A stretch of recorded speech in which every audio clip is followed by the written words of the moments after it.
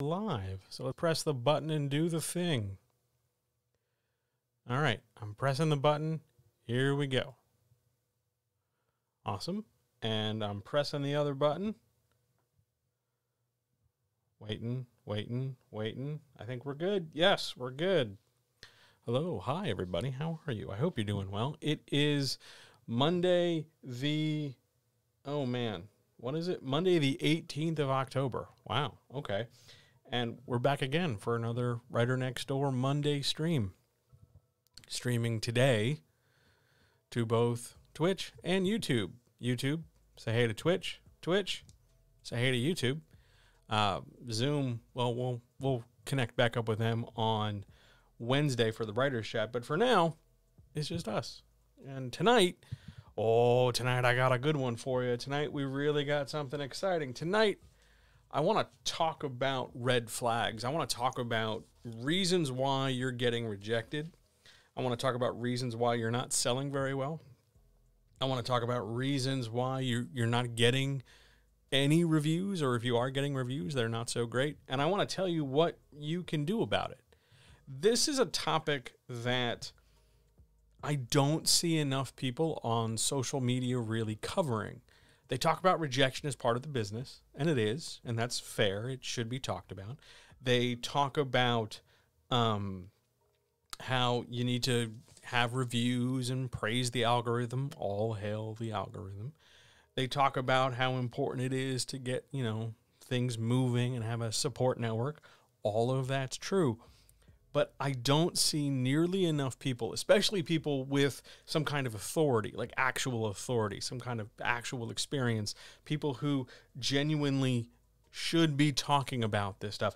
I don't see them telling you what to do if you're running into these kinds of problems. They just say, oh, well, you're going to run into these kinds of problems. Okay, see you later.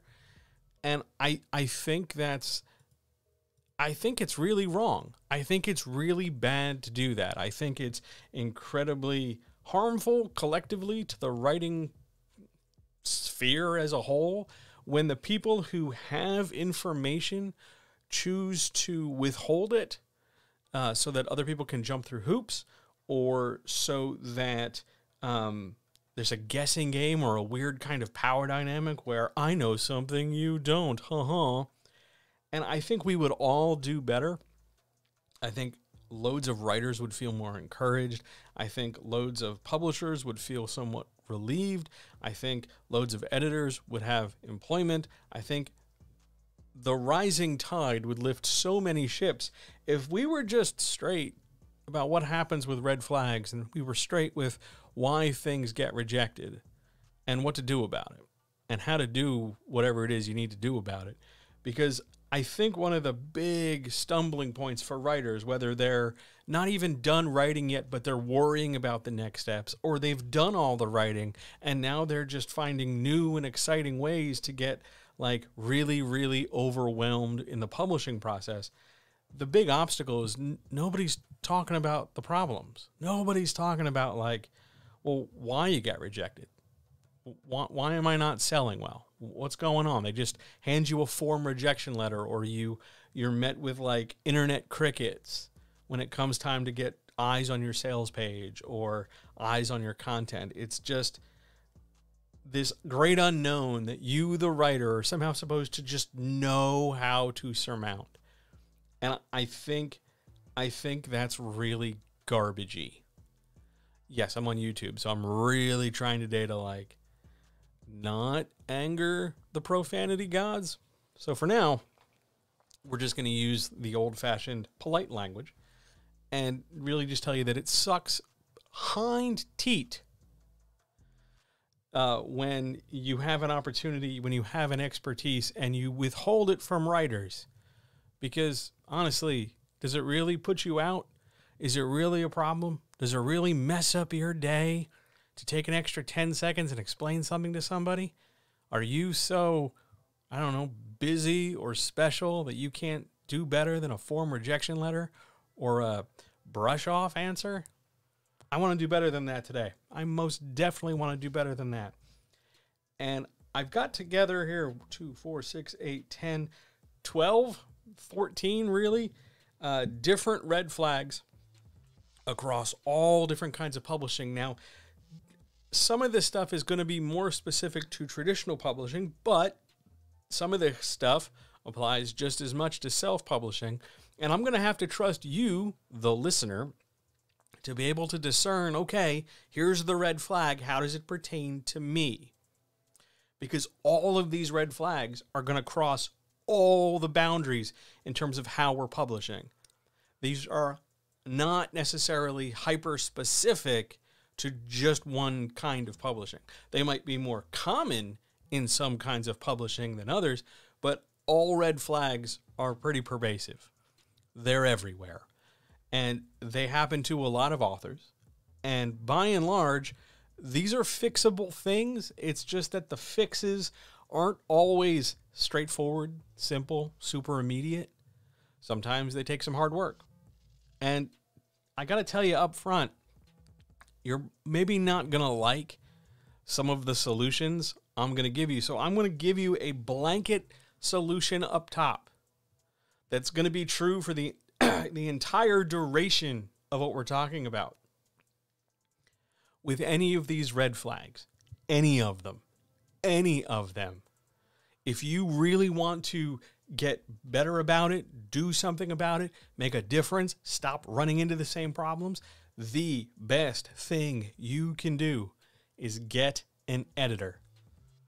Talk to a professional person who can help you make these changes, who can help you diagnose the problem and give you a roadmap on how to fix it. Whether you talk to me, whether you go talk to somebody I recommend, whether you go talk to, I don't know, any other editor who's, worth their salt out there.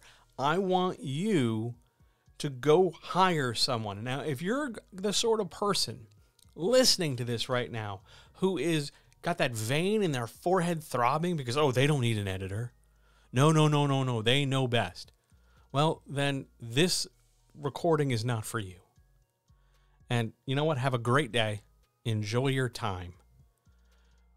But everybody else who's, serious about improving their work, everybody who's serious about having long-term prospects, everybody who's serious about wanting this to be a job or wanting this to be a career or wanting this to be some kind of vehicle for improving their life, you got to understand that hiring an editor, and I don't care what kind of publishing you're doing, but hiring that editor is an investment in the future. You're hooking yourself up now so that later you don't make these same mistakes again. And yeah, sure, I hear you. You can do a lot on your own. You could cut your own hair. You could be your own dentist. You could be your own surgeon. You could be your own plumber. You can be your own whatever. Sure, absolutely. The internet is full of advice on how to do that, and you can always purchase the tools from somebody else. Absolutely. But the thing that's really critical, the thing that's really lacking in that setup is the expertise in how to use them. Because I can just give you all the tools, and then you can go head off to the corner and try to fix your own work. Or you can just come have a conversation with me and actually fix your own work. So you tell me what it is you want to do. By and large, the vast majority of tonight's red flags can be fixed with help from an editor. That's it. That's the simple truth of it. The majority of red flags in publishing, don't care which red flag we're talking about, the majority of these things are incredibly fixable. Hello, hi, thank you for being here. I really appreciate seeing you. The majority of these things are fixable. And looking at my list right here, hang on. See that? That's me tapping my list. The majority of things on this list, in fact, all of them on my list tonight, how do we phrase this? Might be easier to just say, none of these problems. Why is it stuck on emote again? That's really frustrating. Hang on a second, you guys. It's being fussy. Hang on. There we go. Let's do that. Sorry about that. It did a thing. Let's see if that's better. If you're in the chat, drop me a note. Make sure I got this thing working. It's one of those things where I only see like a notification when something goes wrong. because that's a great way to operate software. So anyway, back to our problems. None of these problems should leave you screaming to quit. None of these problems mean, oh my God, you're terrible at this, run away. All of these things are fixable. All of these fixes are quite doable. Are we still like in emote only? Is that why I'm only seeing emotes? Is the text not texting? This is driving me nuts now. Because I swear I pressed this button. I know I've interrupted the entire flow of what I'm talking about. Can you like... All right, awesome. Words work again. Thank you, thank you, thank you. Hello. I just want to make sure the words work, man. It's a thing. I updated all the software to the newest versions, and, you know, we all know how that goes. I will play with it tomorrow, but for now, it's working, so we keep working it. All these things we're going to talk about tonight, very fixable, and I don't want anybody out there. I don't care whether it's your first day, your first draft, your first book, your first whatever. I don't care. All these things are fixable. And there are loads of experts out there, actual experts, not like social media bullshit experts, but like legit experts who'd be more than happy to help you just sit down and have a conversation in terms of how to fix these things. All right? That's my big disclaimer up top. So chances are part of every single one of these answers is, hey, you should get a professional. Putting that out front because I don't want to keep repeating it for 15 things, you know? Yeah. So how about we get started? How about we just jump in and do this, right? Let's go. I want to start with the big issues, the biggest of the red flags, the not necessarily biggest in terms of most common, but biggest in terms of most like profound and the most damaging to a manuscript. No, you know what? We're gonna hang on. We're gonna pull the music down. Hang on. We're gonna come over here. Come over here to this side. Yeah, no, this side. Oh, hi. Look, there's an unspoken part of this, right? I'm talking about problems in the manuscript, the book. Now, that means I'm not necessarily talking about problems with the query letter or problems with the sales copy. Because your sales copy or your query letter, that's a separate set of streams, a separate set of recordings. If you're getting problems with your manuscript and you know they've read the they've read everything you sent and they're okay with the query, that's kind of the space we're working in. Or, you know, you wrote the book and you put it up on whatever website it is you're using to sell. Maybe it's named after a big giant river. But, you know, you've got the book out there, but we're just not getting eyes on it. That's what we're talking about tonight. This is not the thing where the problems with the query. This is the thing where the problems with the text itself. And I know a lot of people out there. I know just a truckload of people out there are going to immediately assume the problems with the book well before they assume the problems with the query. And I got to tell you this, just so we're clear, if the query is a problem, your manuscript submission did not get read. They stopped at the query and they rejected you. So I'm assuming for now the query is okay, or the sales page is all right, and the problems with the book itself. Just so we're clear on that. All right, bring the music back up and let's jump into this. All right. I'm covering big stuff first. And this is not in order of like priority. This is just order that I wrote it down on the page. I want to start attacking the story triangle stuff. Because if you want to make big giant red flags in writing, if you really want to monkey around with a manuscript, attack the story triangle. What's the story triangle? That's characters, plot, and world building. You start modulating, affecting, changing any of those three things, you are guaranteeing 99 times out of 100 that you are going to end up needing an entire rewrite of a draft. You're just going to need to make a new draft. And if you really dive into this, you really get into it, you might even need a whole new manuscript. But these are things that happen, right? Like people get rejected and they're like, oh God, the problem must be with my book. Not the query, not the sales copy.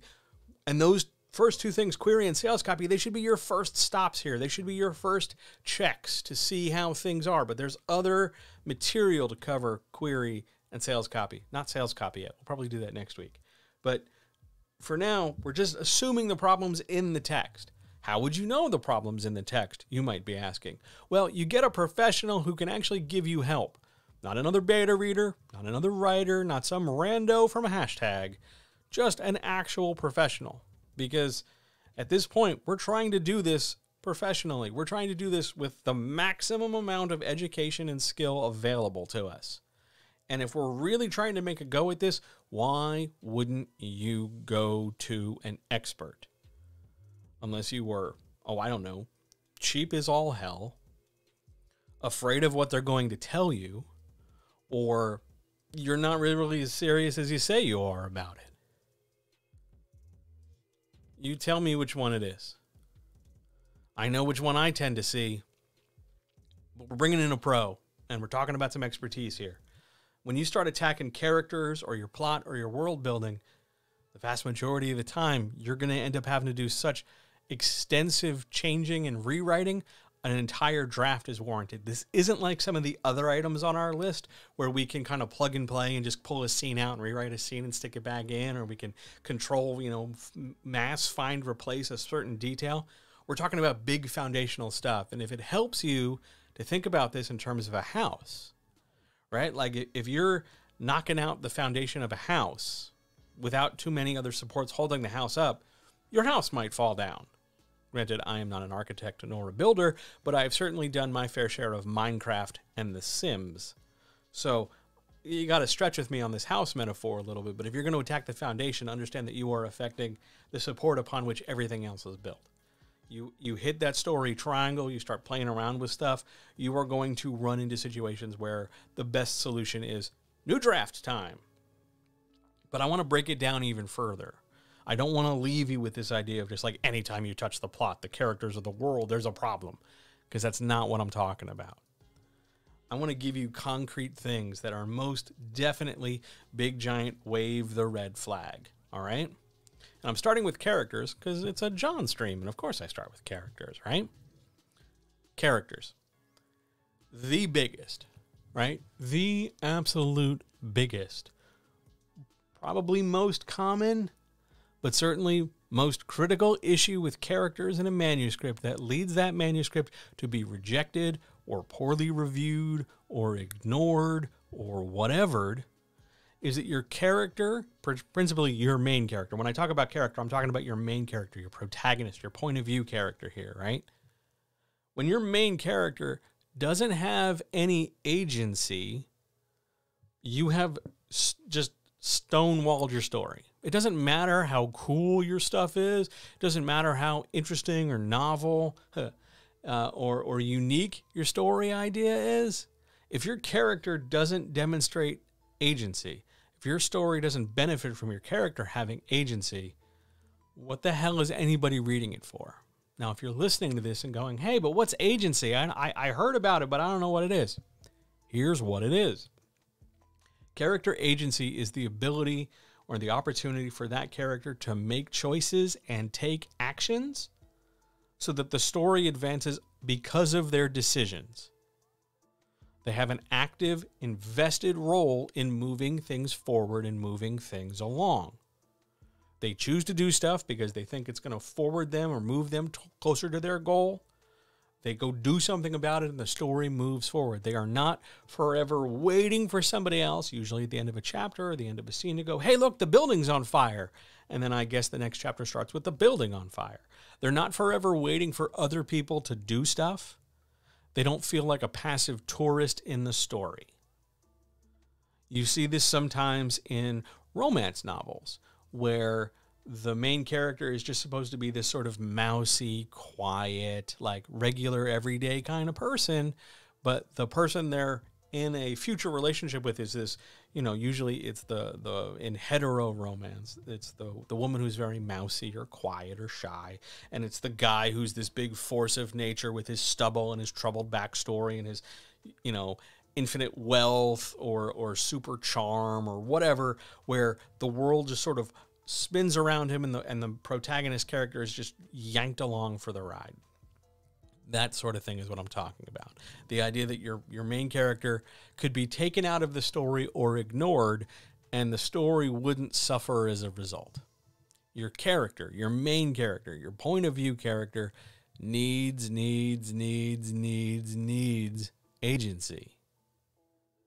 Your character has to make choices. Your character has to make choices because they gotta want things. Make sense?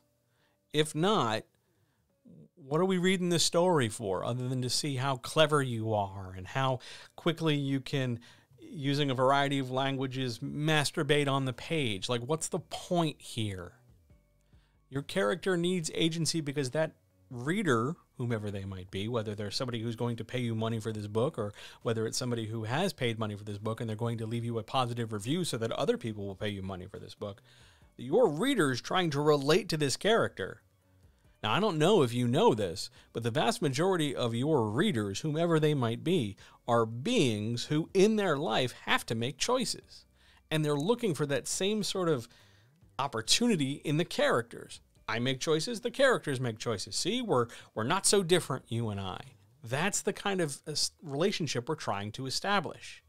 It's really important that your characters make actions and take decisions and stuff, because you're trying to, show the reader that they matter in the story. Agency is huge. And whether we're talking about one narrating character who we follow through the entire thing, or whether we're jumping from point of view to point of view to point of view, doesn't matter. Characters matter. They need agency, period. How do we fix this? Well, aside from, hey, you get an editor, the editorial fix for agency is rebuilding the scene structure. We go back to our scene list, we go back to the decisions within the scenes, and we see what we can do to keep the character more central to things. Like, we go look at their character arc, we go look at their opportunities, we go look at what they're trying to accomplish on a scene-by-scene level. And that's nuts and bolts level writing. And it's in every scene.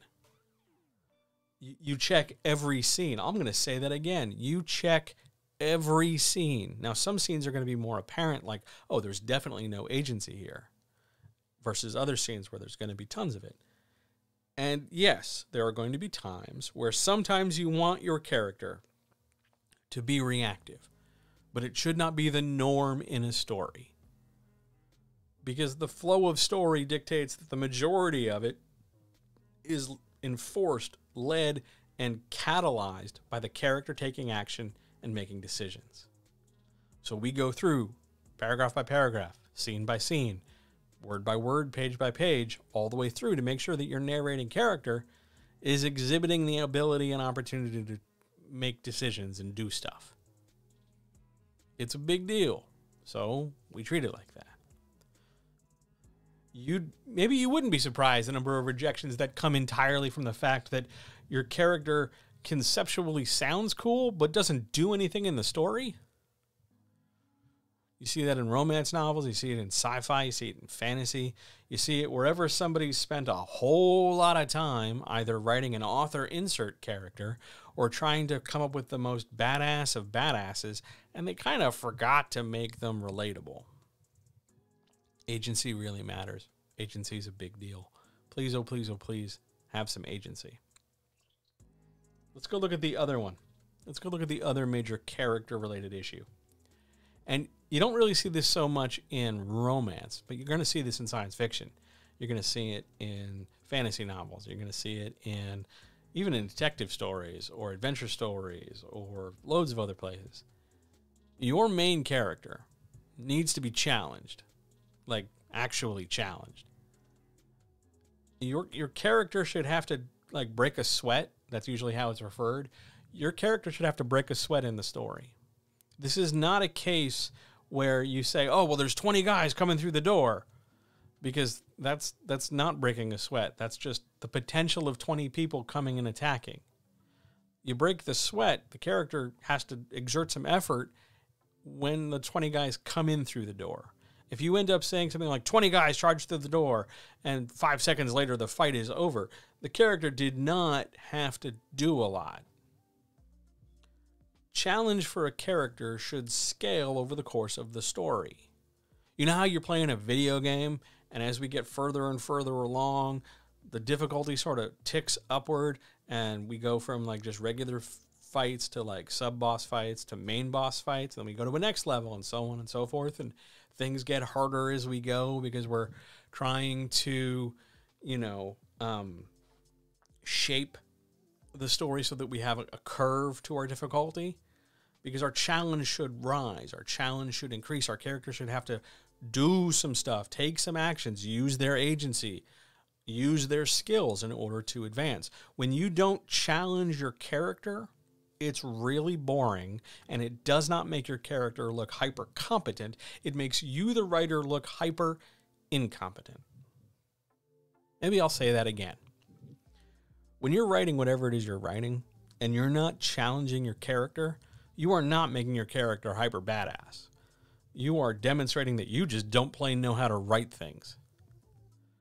Because if you're going to say, oh, well, my character is essentially, a superhero, they can just plow through stuff. Okay, well, isn't that going to be boring for everybody to read because it's a very boring view on superheroism? You want to make sure your challenge is present along the course of the story. And you're going to get different challenges early than you are in the mid or the later half of the book. That's just storytelling. Because we're gearing up to a climax, we're gearing up to conflict. You need to challenge your characters. You need to be able to challenge them so that they have to use their skills and so that there's risk and possible reward, because it shouldn't be a ho-hum experience for the character to go through the story. Because remember, our character has an arc. They're trying to change from who they were into who they will be in the future.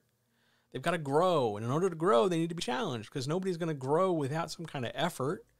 That's just not how growth works. Otherwise, they would have grown already. You need to be able to demonstrate challenge for a character. And this doesn't just mean like, oh, I make sure the fights have a lot of people in it. Because there's loads more challenge than that. There's there's things like risk. Do they have to give things up? Is it really hard for them to do this? Do they have to take time and space to think things through? Do they have to make an effort?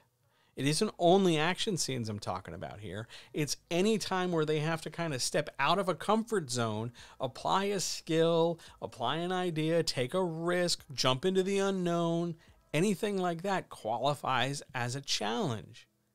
And if you're unwilling to put that out for your characters, it says way more about you as an author than it does about you in this particular story. In the particular story, it's just, oh, well, the character has no challenge. It's boring.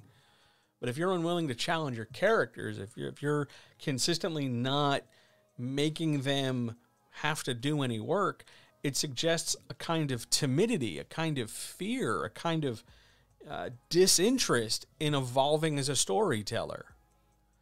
Because without challenge, the reader doesn't feel any sort of connection to keep reading. It's just kind of, okay, well, they're not really, they're not really doing anything. Like, I can just tune out. And you don't want that. Please, oh, please, oh, please challenge your characters. How do we fix that? And then I'll get to the question in chat. I did see it. We fix challenge by, again, going through scene by scene and making sure that when there's a challenge that should be there, it matches the character's ability or is just slightly ahead of the character's ability at the time, so the character has to put in some work of some nature to do something about it. Scene by scene, line by line, word by word, page by page. Now, some challenges are going to be different than others. Some challenges are going to be simpler than others, but there still needs to be some. Okay? I do want to answer that question in chat. Is that why Holmes stories are written in the perspective of Watson? No. The reason why Holmes stories are written in the perspective of Watson is because Watson is our everyman. Watson is the person we can relate to, and Holmes is the person we have to just sort of admire at a distance. And the distance between Watson and Holmes allows the reader to project and envy Holmes. We side with Watson because it's like, oh yeah, you're just a regular guy. But Holmes is, oh wow, Holmes. And by giving us a Watsonian perspective on things, it lets Holmes be like way out of the box and way bigger and way more dramatic and way more than Watson. It helps us scale our characters and create lots of different story structures. It also helps create what's called adjacency, which we're going to talk about to some degree later on tonight. But it's the idea that we feel like we're in the room with these people. It's easier to do when we're following Watson as opposed to being centered around Holmes. It's why the Holmes perspective in the One Holmes story with the Lion's Maid is, while an interesting story, it's less technically sound than some of the other ones. Good question. Great question. Mouthful of tea. Hello, everybody who just came in. Thank you for being here. It's nice to see you. I love you. If you're enjoying this, if you have questions, fire away in chat. And if you're totally digging this, a follow is free. A subscription would be appreciated. You can, if you're on YouTube and watching this, click the button, hit the bell, do all the YouTube-y stuff, because that just helps everybody succeed. I'll make that announcement later too, because I enjoy saying it. When you start taking apart your characters, when you start really overthinking character development, you are going to run into a situation where the rest of the story unravels. More so than the plot, and more so than world building. When you start taking apart the character, trying to make the character what you're thinking is more relatable, or more enjoyable, or more interesting, what you're really doing is breaking the whole structure. And not necessarily for its own benefit or in the best way. Fixing character issues is intensive, because you very often have to go all the way back to the beginning and go, well, who or what is this character? What are they saying? What are they trying to do? And much like a crack in your car's windshield, one simple crack can very quickly spiderweb in a bajillion different directions. Because while it starts off being just one thing, it can quickly, under pressure, go in loads of places. Because the minute we start looking at, well, who or what is this character, we start talking about, like, their skill set or their arc or what they're trying to do. And then we're suddenly talking about facilitating their arc within the story. And then we're talking about pacing and plot. And, you know, the whole thing unravels quite quickly. Be very prudent. Be very careful. Be very deliberate in modifying your characters. And this is why, like I said, way at the beginning, 20-something minutes ago, or 30-something minutes ago at this point, you need to go talk to a pro. This is not something that your beta readers, on average, are going to be able to both diagnose and immediately fix for you. Go get a professional.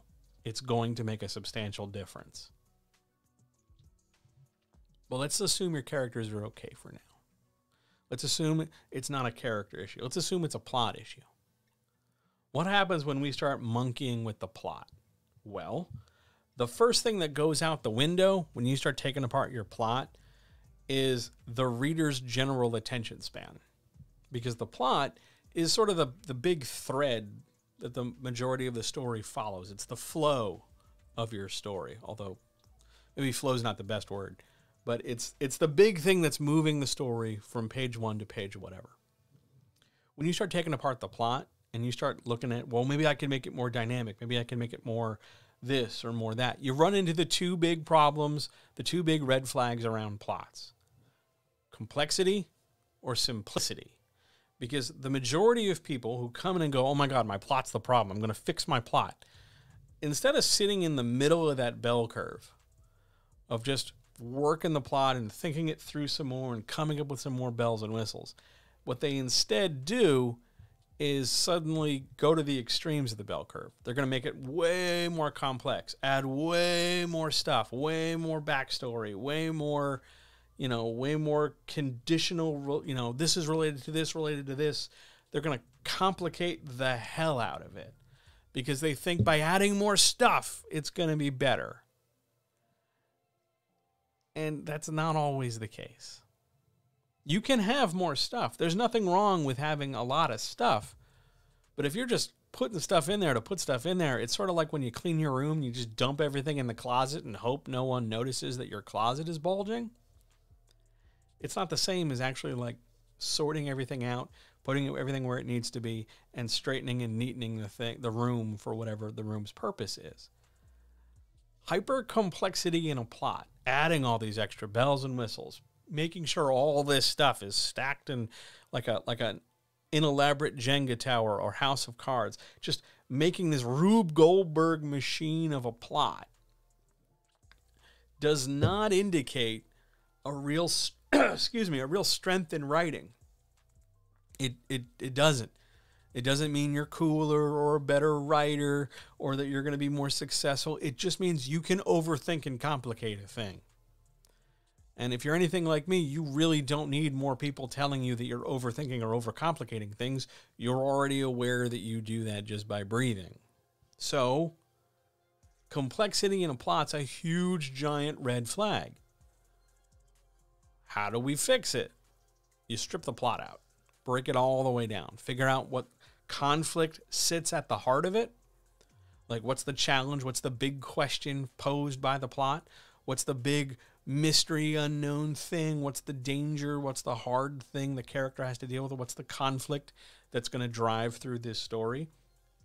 And then you start questioning as to which, how many, or any of the things you keep bolting onto it are really and truly important to make that conflict stand out. We're not talking about slapping a coat of paint on it. We're not talking about, well, I got to have this because I got to bring up like this group of people or this mountain range. I'm not talking about that. That's just, those are the cosmetic things. I'm talking about the severity and intensity and interesting material of the climax, of the conflict. At its core, what is this plot? And how does it relate to the main character or your point of view character? How difficult is it? What are they going to have to sacrifice? What are they going to have to risk? What are they going to have to give up? Why is doing this plot important to them? That level of thinking, that kind of material. All this extra stuff is nice and good for you for thinking about it. It really seems to me like you had an extra cup of coffee or a little bit more caffeine when you were thinking about stuff. Good for you.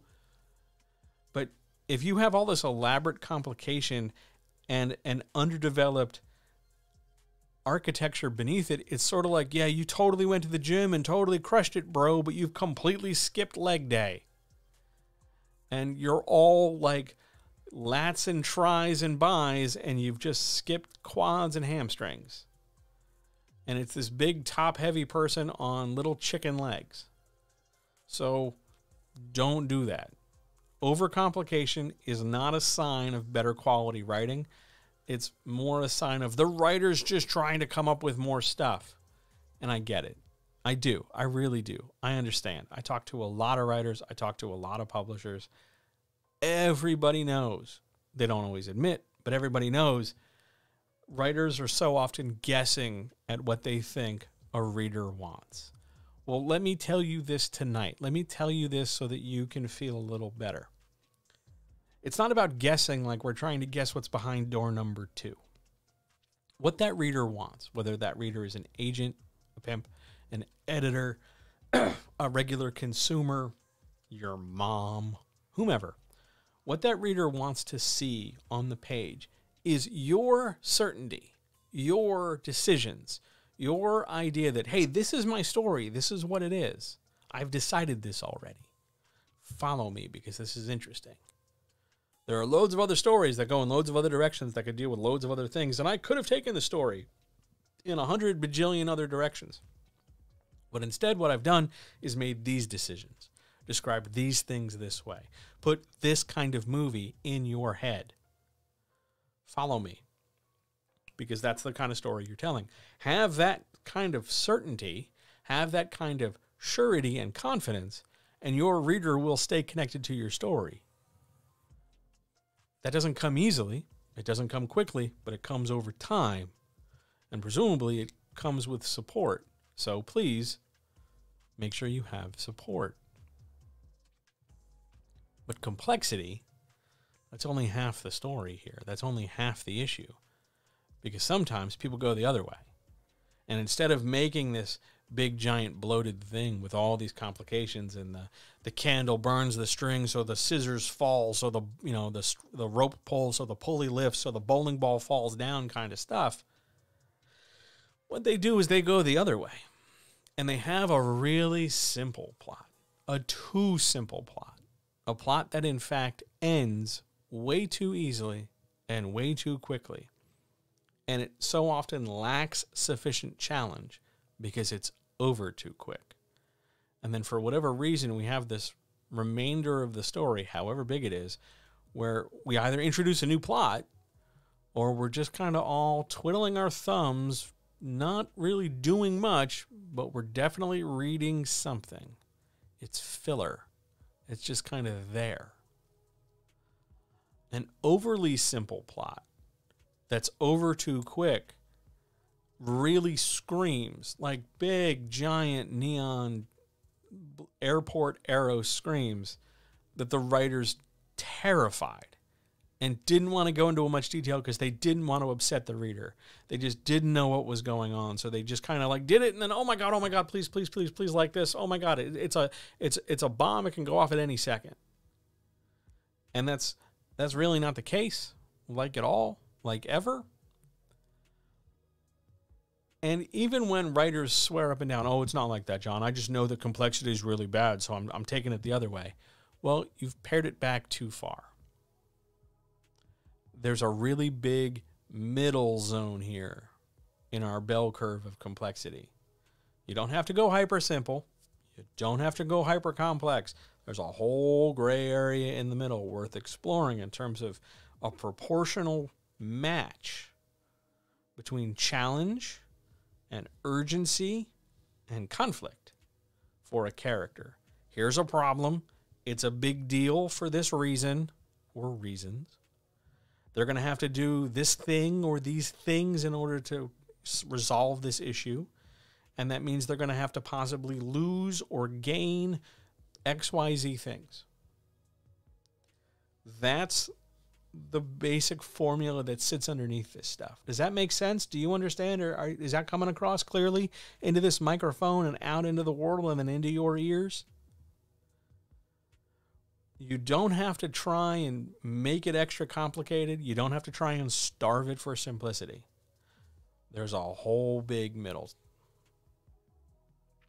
And that's just 2/3 of our story triangle. We still got a whole other third to go before we even start to dial into other issues.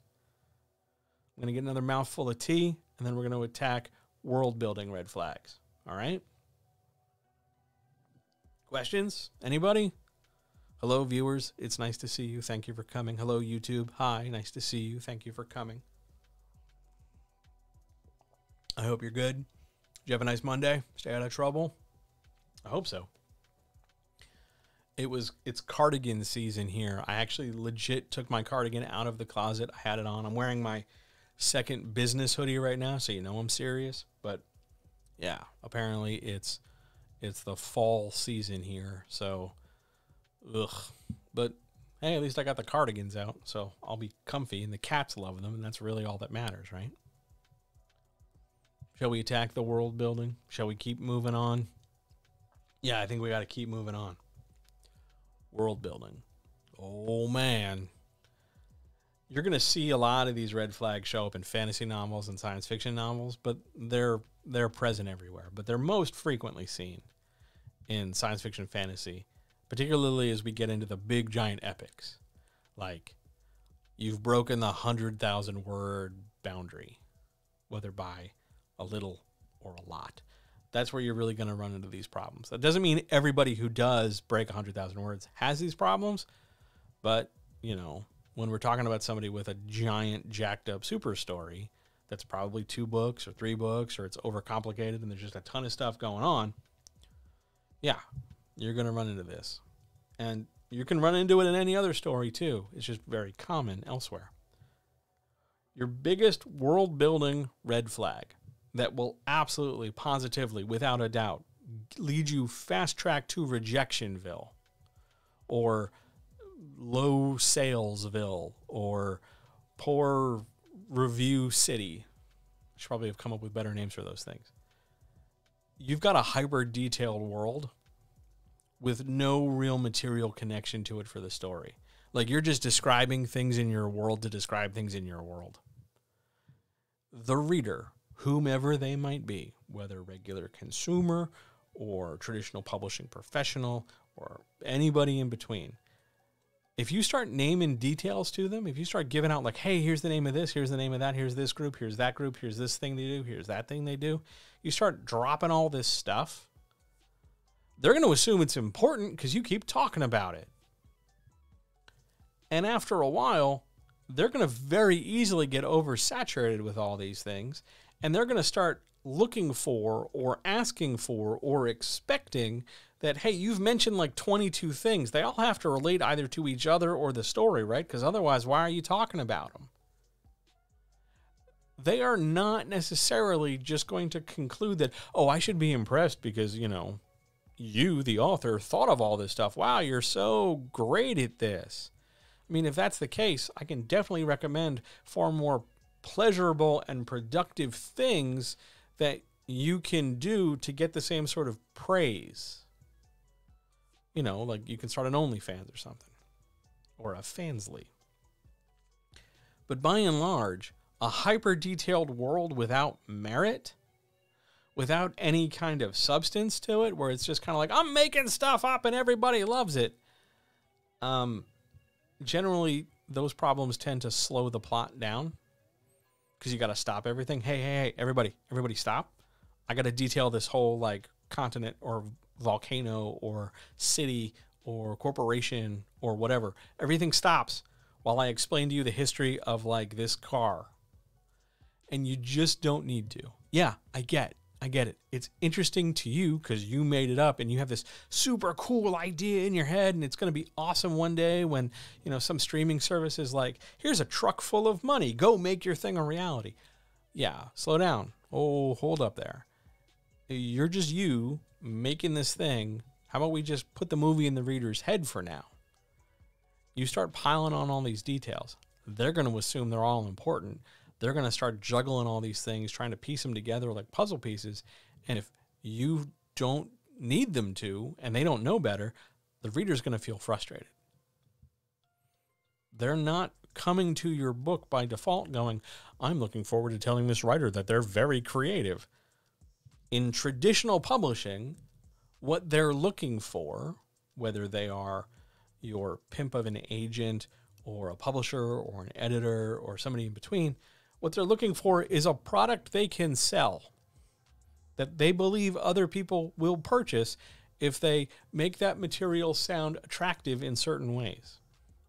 In self-publishing, what you're trying to do is make your material appealing to other people so that they will give you money for it. Very rarely in those two circumstances is anybody going to sit there and go, hey, this author is really great at describing different kinds of fish. I mean, maybe they will. And if you're writing a book about fish, great. You're doing a fantastic job. But if, you know, you're totally not writing about fish, if this is a story of like a young upstart kid overthrows a kingdom or something or fights space fascists, your ability to detail fish for 2 chapters seems a little out of place.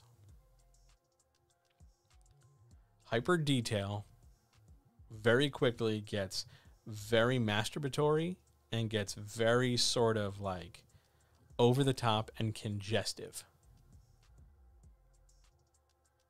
But we can go the other way too. And we can look at the other red flag in publishing. Very common in everybody's first book. Maybe not everybody universally, but by and large, people's debut novels suffer from this profoundly. A lack of detail. Now, when we talk about detail, I'm going to say the thing I say pretty frequently every Wednesday. So if you're a long-time chat listener or attendee, you've heard me say this. You got to put a movie in the reader's brain theater. You got to fire up their imagination so that they get an audio-visual picture. On the biggest IMAX screen in the, what K are we up to now? 16K, 8K, 32K? Whatever super nerd resolution people are at now. They're trying to get that with like the highest fidelity and the highest audio quality in the most comfortable brain imagination theater possible. And if you're starving detail, for world building especially, although we're going to talk about starving scene detail in a second, if you're starving world building detail It's like you've got this really engaging story at the front, but all the backdrops are that sort of like white blank space for like Apple commercials, or that sort of black and yellow grid for a Star Trek holodeck. It just feels empty. It's sort of like standing, having this great story with your G.I. Joe guys on the carpet, but everything is sort of staged in front of like one shoebox, and it's real empty. You don't want to go to the extremes in any case, whether that's complexity or simplicity, or hyper detail or minimal detail. Now I know somebody out there right now has already had the thought that, wait, I don't want to go overboard. I'm really trying not to go overboard, so I'm going to pull back. Well, you pulled back too far. Again, there's a balance to strike here, and your point of balance is different than mine, different than the next person listening, different than the next person who's going to hear this tomorrow, different than the person down the street, different than the person who's going to hear about it 2 weeks from now. Every author's craft is going to evolve in a different way, at a different rate, in a different position. So how you do this for what works for you is going to be different than what works for me. And editorially, it's my job to help you find your particular avenue and find your best particular route and help you develop a set of tools and the confidence to just be in that lane consistently. If we're looking for a musical term, I want to try and get you in the pocket and keep you there as long as possible. That level of world-building minimalism is great when we're telling like a children's story, like an early reader, see Dig Run, Run Dig Run, or like a Dr. Seuss kind of thing, where we want to keep the reader fairly focused on the immediate stuff that's happening. The less world building you have, the more it seems like your characters are working on like a blank high school stage. The less plot you run into, it's more like you've got a very highly detailed stage and you've got maybe highly detailed characters, but they're just sort of standing around. When you fail to detail and develop your characters, independent of your plot and your world, you can have the most vivid stage and the most intense conflict, but the people doing it are about as interesting as like watching grass grow. The story triangle is all interconnected for a reason. It's all woven together for a reason. That's why these are foundational issues that are almost always going to result in a massive draft redo. Does that make sense? Fixing any one of these can frequently lead to questioning at the very least, or additional rewrites for the others. You start working on your plot, you're probably going to have to take a look at your character arc. You start working on your character arc, you might have to start thinking about how your world building makes that character arc possible or not. And all these three things, character, world, and plot, blend together, overlap in their big Venn diagram, loads of places and in loads of ways. And you need to be prepared for that editorially, because when somebody's reading your first 1 page, 5 pages, 10 pages, 25 pages, 50 pages, or they're asking you for, send me a full submission instead of just a partial, or they're reading your, e-reader samples pages. What they're looking for is something to engage them that will lead them forward and interest them in some way to some degree, that they want more information, that they want more material, they want to keep that movie playing in their heads. And the story triangle is the big sort of reservoir for that stuff. Those 6 things, character agency, challenging your characters, plot complexity, plot simplicity, hyper-detailed world, hyper-minimalistic world, those 6 things, they're the big stuff. They're the sort of obvious stuff. They're the stuff that if you were just to talk about it, somebody would go, oh yeah, I get that. I want to go past that now. I want to get another mouthful of tea, and I want to take you through stuff that builds into rejection or leads to poor sales or leads to crap reviews that maybe isn't coming up so much or hasn't been explained well enough when it does come up. All right? Can we just check in with each other? Everybody good over there? I see you viewers. I hope you're doing well. I'm good. Cats are good. Life's pretty all right now. So I'm going to get a mouthful of tea and we're going to keep going. If you have questions, if there's, things you want to know, fire away in chat. That's what I'm here for. We'll pick back up in a second. Let me just grab something. You're doing good. Good. I'm glad to hear it. Now, allegedly, they're supposed to be over here in this other window that you can't see, a whole list of the people who are in here. And of course, that's not working. So I'm assuming you guys are just okay. And if there were problems, you'd say something. All right. We're good. On we go. We're going to get a bit more detailed now. Second hour, we're going to push a little bit. And if you get confused or you need help, you got to speak up. Because otherwise I'm not going to know. And I want to be able to help you. I want to be able to equip you to succeed. That's the deal we have. Same deal we have every week. I'm not going to know you need help till you say something. And I believe in you and your ability to advocate for yourself. So speak up if you need help.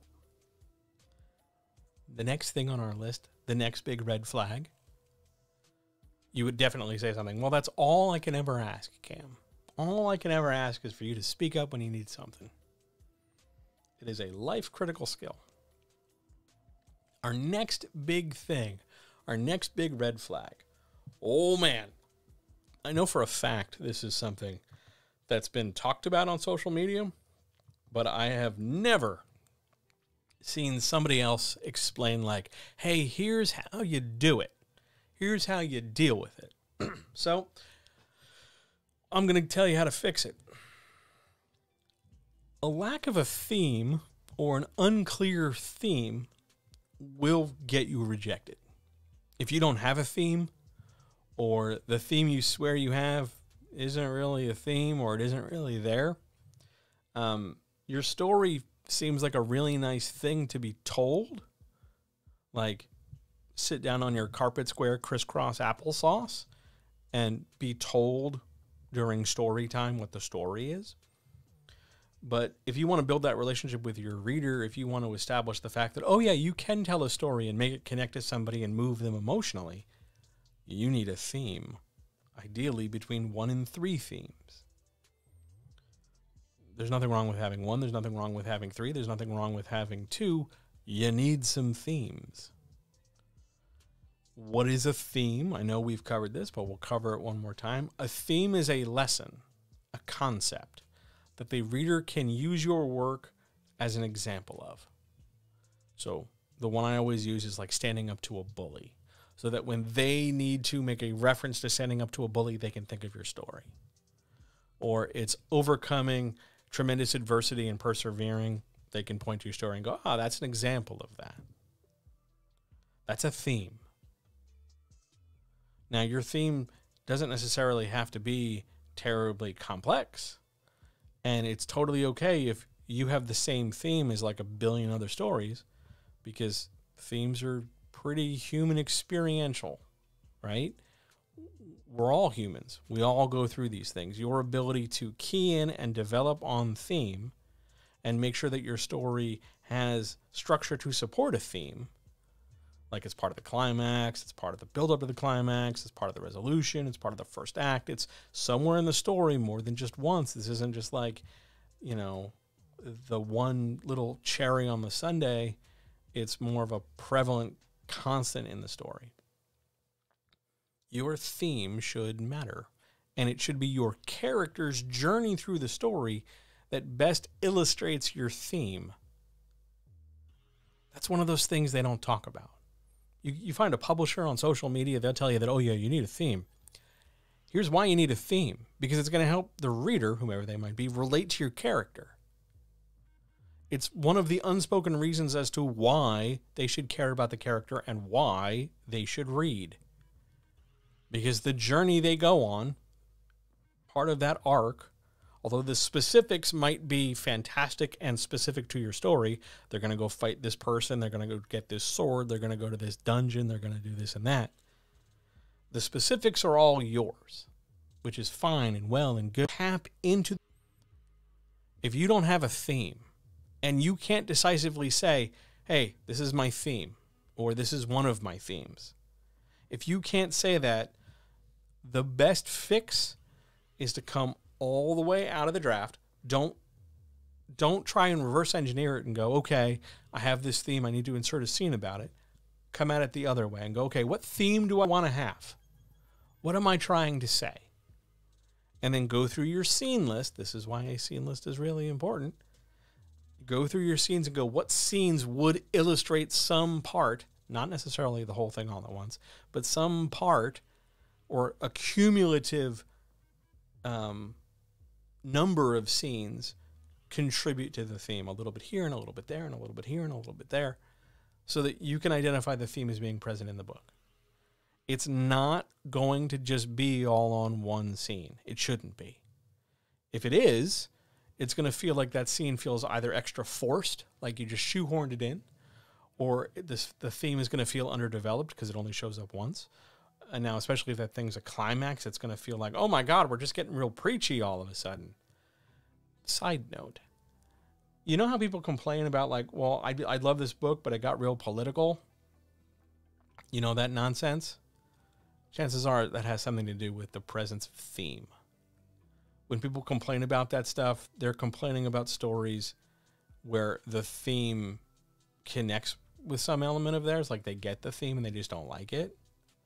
The stories where the themes are absent, maybe they're more simplistic, because you don't really have themes in early readers and middle grade. You start to develop them in middle grade, but like the vast majority of like adult stories, I was going to call them big boy stories, but that's both gendered and pejorative. The vast majority of adult stories, to some level, to some degree, have themes, and your story should be one of them. Fixing it goes to a scene level, making a conscious decision, and making sure you have scenes that speak to some degree of that theme. And if you have multiple themes, well, then you're going to have multiple scenes handle things. And yes, you can have one scene speak to multiple themes. That's just part of organizing and developing scenes. Without a theme, you've just got a procession of actions. Character did this, they went here, they said this, they did that, this happened, that happened, that happened, that happened. It looks great, but it feels flat. It feels underdeveloped. It feels like it's missing some depth. Themes add depth. That's why they're really important. Shall we attack a more crunchy red flag? Something we can specifically point to? Sure, why not, right? Next one. Poor dialogue. Oh, man. This one is, I'm of several minds on this, because there's, on one hand, a real ableism when you start talking about dialogue crafting.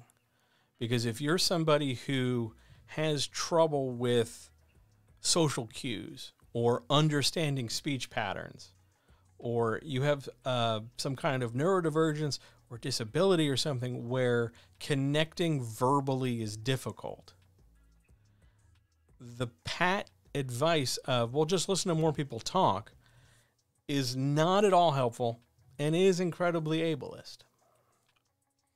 But poor dialogue that does not sound, and I don't just mean sound like the words, I mean the overall vibe and feel. Dialogue that does not sound like it would be said by a regular human being, a regular person in this context, in that moment, sinks a manuscript. Unless you were trying to go for something very stylized. Like, remember that whole run like 20 years ago or so where they modernized like Shakespearean stories, but they just read the Shakespeare lines? Where like Romeo and Juliet had like Leonardo DiCaprio and was it Claire Danes? I think it was Claire Danes. Or how Ethan Hawke did a couple, like Hamlet and Macbeth and stuff, where they tried to modernize it, but it was still, you know, reading lines. Unless you're going for something like that where it's real stylized, even if you're in the most it was Claire Danes. All right. Even in the most fantastic fantasy setting or the most medieval setting, there's still going to be some need for a character to be relatable. And dialogue, how a character communicates, with their world, with their surroundings, is one of the avenues a reader will take to connect with that character. This doesn't mean you need to have your medieval stubbled ranger with the troubled backstory appropriating African-American vernacular English. It doesn't mean you have to, suddenly adopt, Germanic construction when you're trying to tell like a World War I story. But it means that you need to be willing to sacrifice specificity and exactitude, or what we would recognize as accuracy. They don't sound like that. That wouldn't be a word. That wouldn't be, they didn't use that. You got to be willing to sacrifice that, give that stuff up for the sake of being able to have a reader connect with what's going on. Let me give you an example. In Star Wars, there's hell and God, even though it's this giant space fantasy setting with like space wizards and shit.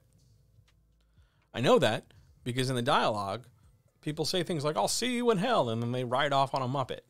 Or, oh God, what's happening next? Those are more modern phrasings. It's technically a long time ago in a galaxy far, far away. So shouldn't they be all like ye old English? Shouldn't they be, pre-old English? No, because sacrificing some of the specificity and authenticity, because you're not going to get bonus points or anything. Yes, and there must be angels, because Padme was asked if she was one. That's a really good point, right? So we're sacrificing some of these things for modern understanding for our audience to connect with. You don't necessarily have to believe in angels, but you do have to know what one is, because Padme just got asked if she was one, which is a whole nother discussion for a whole nother day.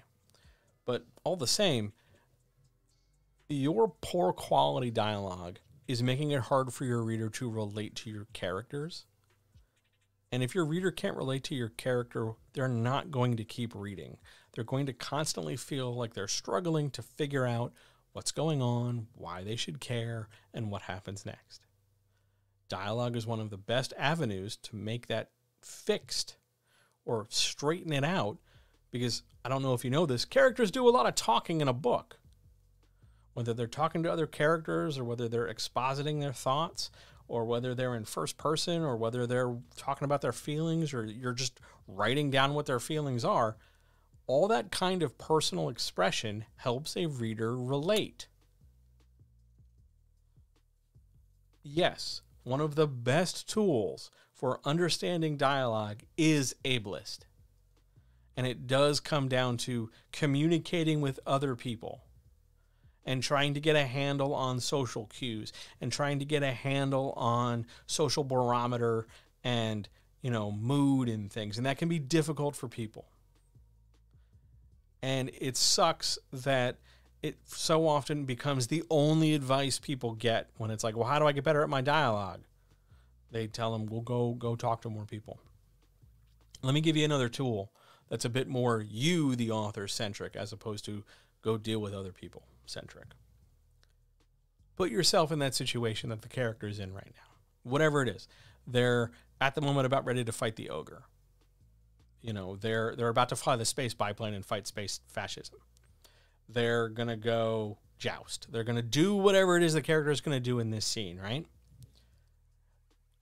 You're that character in that moment, and you have only the knowledge up to that moment. I know you're the author, and that in 10 pages, you're going to have other stuff happen. Put that to the side. Think only about being in that moment up to that moment. What would you say? It's happening to you right now. Feel it. Take a second, close your eyes, imagine it. All right, the dragon's coming, the evil government fascist guys coming to, attack me, and I have to use kung fu powers. Whatever. The thing is happening to you. How would you respond? Write that down. Think about it. That's going to help.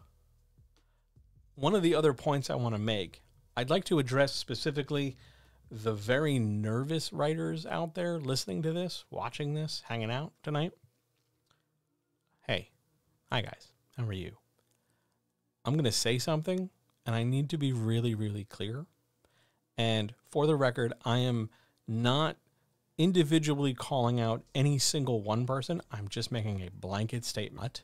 Need to track and write down every noise a character makes. You do not need to track every you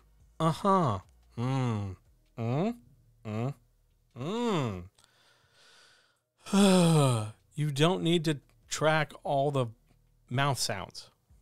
You just need to track the words. I know in your head, as you're picturing the scene, the actor who's playing the character, whoever they might be, is going to add something to the moment, and they're going to go, huh? And sometimes, yeah, huh is enough. But there's a difference between huh, which is an actual word, and which is a sound that's accompanied by a physical gesture. You don't always need to track down and write and figure out how to spell and then put into words, put into language on the page, all the mouth sounds, all the all that stuff. You don't have to. Focus on the dialogue. Focus on the spoken words and let the reader fill in the gaps like the huh and the and the all that stuff. Mms in particular get me. Let the reader fill that stuff in. Spelling it out, being hyper-specific about it, isn't doing you any favors. It can feel clumsy. It can feel really awkward. It can seem slightly inappropriate. Because why? Again, contextually, in the moment when all this stuff is happening, is your character going, it can feel a little weird. It makes sense to you because that's a thing a character is doing, but a reader doesn't know as much as you do. We're going to talk about that in a second. The reader doesn't know as much as you do, doesn't have the same level of detail that you do.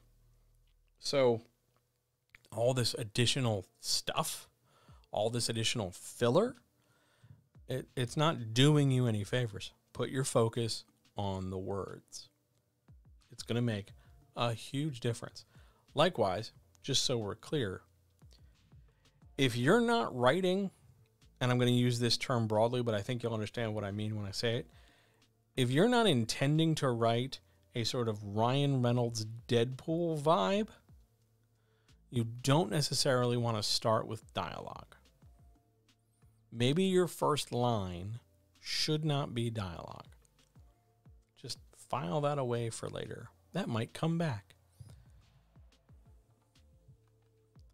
Poor dialogue sinks it because the book feels stiff when a character doesn't seem to know how to communicate with the world. And I'm not trying to say like your character, part of your character's arc is that they don't know how to engage with the world. I mean, you, the author, just aren't very good at getting your characters to sound like regular people. They feel a little stiff. They feel a little robotic. Part of that's going to convey a level of tension within you, the writer. It's going to seem like you're really nervous. So that nervousness has been dumped on the made-up people in your story. But part of that is also just going to be a sense of like, this is how you think people are.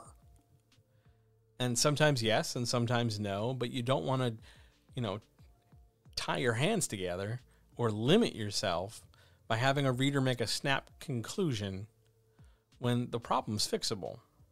Put yourself in the character's position. Don't worry about tracking down every mouth sound. Listen to other people if you're able to, if you can cope with that, if you can manage that, use it. Listen to other people, see how other people would say things. Don't just watch one of your favorite actors and assume that all sarcastic people are Ryan Reynolds. But look at how other characters are saying things. I know you might be ripping off Batman or Geralt or whomever, but do more than just look at that source to get more ideas of how to respond to a thing. Every bad cop, every cop willing to break the rules, even though all cops are bastards, doesn't have to be Dirty Harry. You know what I'm saying? I'm probably going to get flagged for YouTube for bringing up a cab, but it is what it is. We'll deal if we have to. Poor dialogue is one of those really fixable things that editorially I look at it like, man, you couldn't? Really? Come on. Like, you talk to people all the time. You do it without realizing it. You communicate in loads of different ways. One of the big problems with a text-heavy experience, somebody who communicates predominantly through a monitor, through text channels, that sort of thing, is that all these extra elements that we recognize as acronyms now, like LOL and LMAO and all that stuff, it gives natural sounding dialogue a kind of stiffness. And it gives us a sort of artificial sense that isn't entirely necessary when you write it out in a story. But we'll cover that when we circle back to that point slightly later. Let's do another crunchy one. You failed to file off all the serial numbers. So you've got a superhero, maybe they're Batman without the bats. They've got the utility belt, they've got the cape, they've got the bat cave. You're not calling it a bat cave. But they've got all the bells and whistles. You're just not calling them Batman. Maybe they're flying rodent person.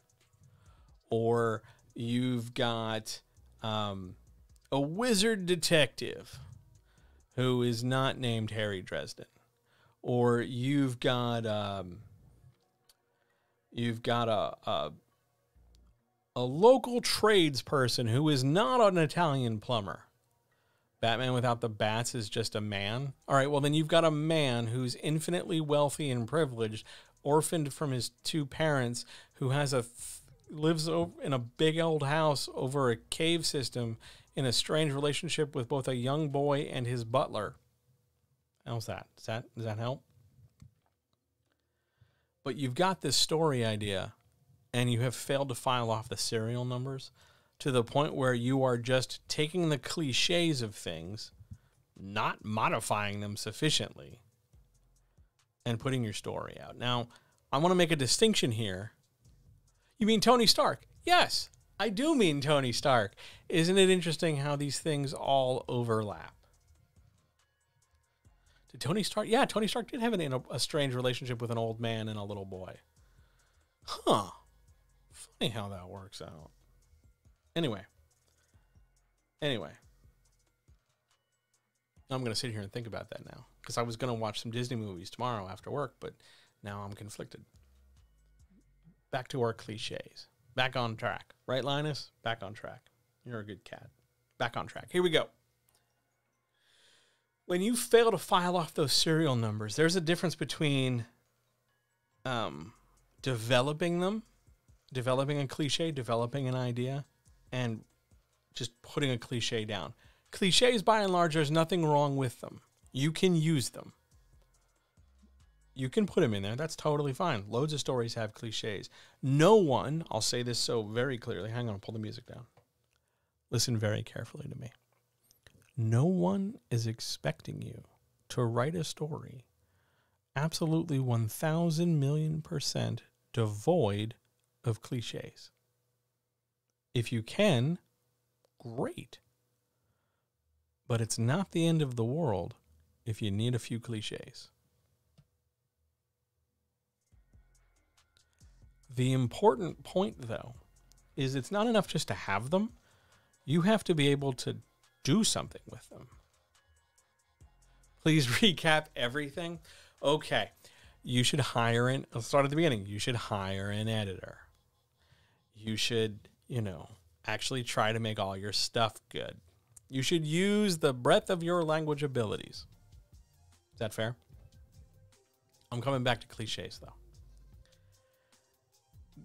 Having a cliche by itself is not a red flag.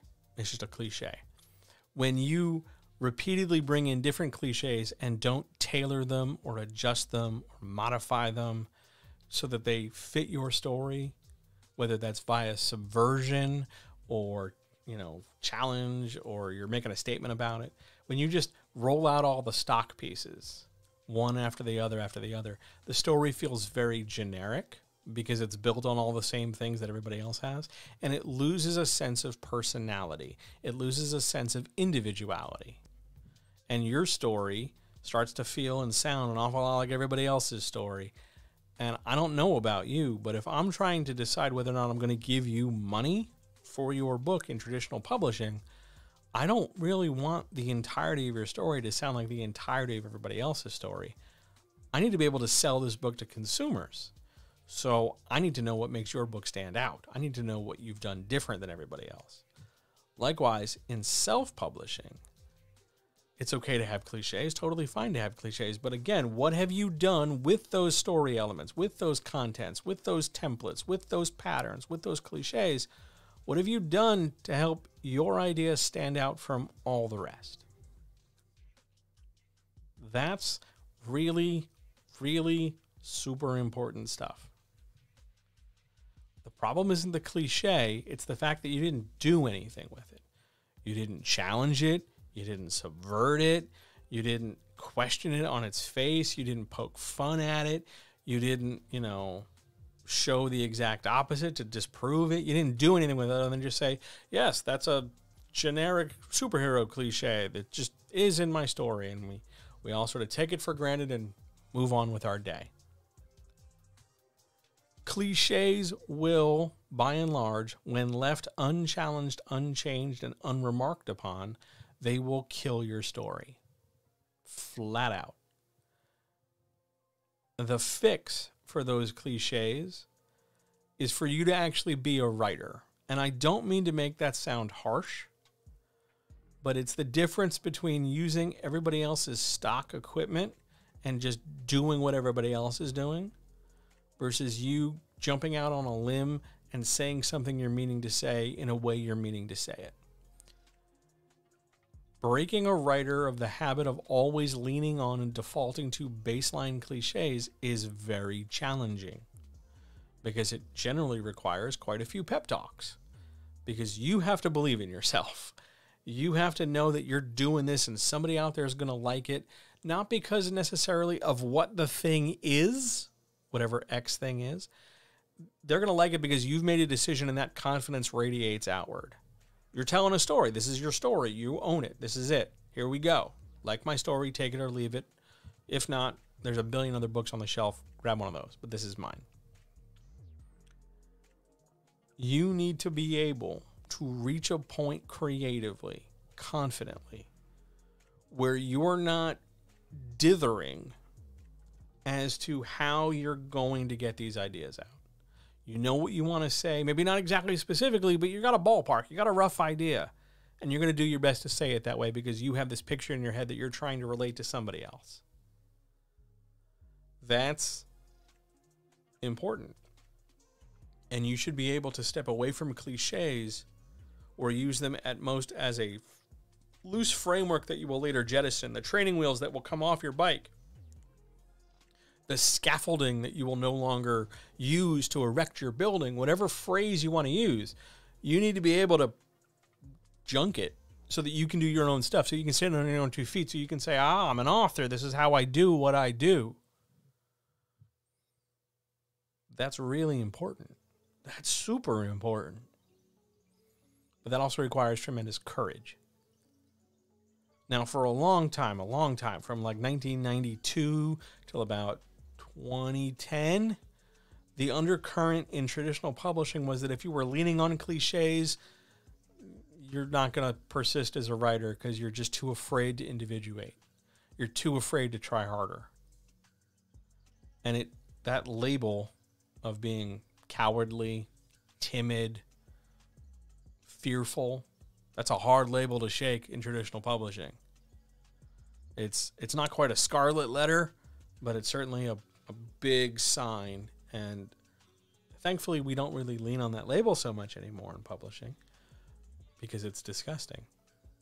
But the concept is still there in some ways. This idea that you need to have your own voice and do your own thing and get your idea out there and be confident in it, knowing that you are stepping away from cliche, knowing that you are taking a cliche and challenging it, knowing that you are putting your fingerprints on an idea that other people have tried, and that you're willing to do that because you're trying to do that.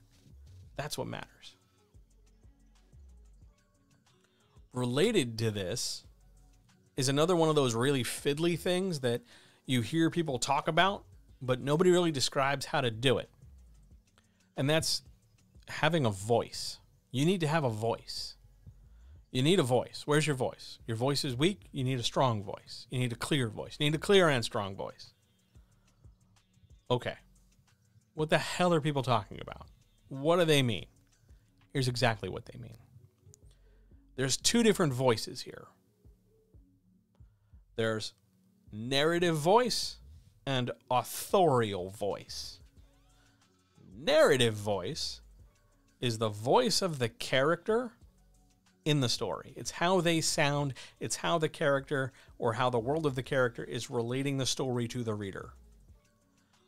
So like in first person, when we're in the character's head, how that character sounds, are they snarky, are they mean, are they bitter, are they this, are they that? That's part of the narrative voice. It's how the story is told or deployed to the reader. Okay? Authorial voice is a bigger picture thing. Authorial voice is how you, the author, sound. And I don't just mean like when you give interviews or when you record audio or whatever. It's in your word choice, how you're choosing to say whatever it is you're choosing to say in the book. What ideas are you trying to get across versus what ideas are you not trying to get across? It's what points you're trying to make and how you're choosing to make them. You know, it's when you put the gay in Star Wars, what are you saying about the gay? When you are trying to speak on this issue or that issue, how you're choosing to do it is part of your authorial voice. And likewise, narrative voice is part of authorial voice because you're choosing to tell the story in a certain way. When agents, pimps, editors, publishers, readers, whomevers are looking for a strong voice, they are looking for a confident, authorial voice that clearly wields a narrative voice they can follow. They are looking for a strong, confident, authorial voice that wields a clear narrative voice. That's a voice. That's what voice is. That's what voice means. How you go about getting that in your story is a word by word, sentence by sentence, scene by scene, page by page decision about how you're getting the idea, whatever the idea you're writing about, out there. If you're writing as the character, how do you get this idea across? How would the character say it? If you're writing dialogue, how do the characters sound? If you're trying to describe the rain-swept city streets, how are you describing it? All of these decisions, this complete and total mastery and control is part of your authorial and narrative voice. The interesting thing here, at least it's interesting for me as an editor and writing coach, is that when you run into a writer who's not really had a lot of opportunities to be confident or had a lot of support in terms of their confidence, you will often run into a writer who just kind of runs a little amok, frankly. They over-God everything. They control everything and they detail everything. And instead of a voice that's that's authoritative and confident, they have a dictatorial thing where there's no wiggle room. You picture what they picture the way they want you to picture it because they're really serious about it and they're only telling you the important things because they're in charge, damn it. And that's not the point. You've got to invite and encourage the reader to stick along and stay with you in the story. The reader is there either to decide to say yes and give you money to produce this book and future books, or the reader is there because they already gave you the money and they're deciding on whether or not they're going to keep giving you money for subsequent books. You get what I'm saying? If you come down on them like a dictator with no flexibility and this sort of like hyper-authoritarian bad dad vibe, why would a reader stick around? Why would I decide to use my leisure time, my very precious free time, to read a book where it feels like somebody's yelling at me? I get plenty of that in my job. I get plenty of that in my life. I'm coming to your book because I want an enjoyable story that puts a movie in my brain. Yelling at me, demanding I pay attention, demanding I sit up straight, demanding this, and having an inflexibility in how you're telling me this story does not encourage me to keep reading. It encourages me to go back to therapy again, and I already do that 4 times a week. So please stop trying to be a dictator in your story and just put the movie in my head. Shall we go to the next one? Have I scared off people? I feel like I have. I hope you guys are still there. I love you. You're nice. I didn't immediately mean to make you all sound like dictators. Just, don't yell at your reader. There are times I wish there was like a Monday night co-host. Somebody I could bounce off of to kind of soften my edges. This is one of those moments. Okay. Shall we march on? Let's march on. What is this music? Did it totally like change playlists? Did it? No, it just weird. There's some strange stuff on this playlist. Anyway, next thing. You don't have a sense of the reader being positioned in every scene. We're going to start to get a little abstract. I probably should have prefaced that. I am okay with the total domination of my story. Well, Oak, good for you. I mean, hey, we all got to go somewhere, right?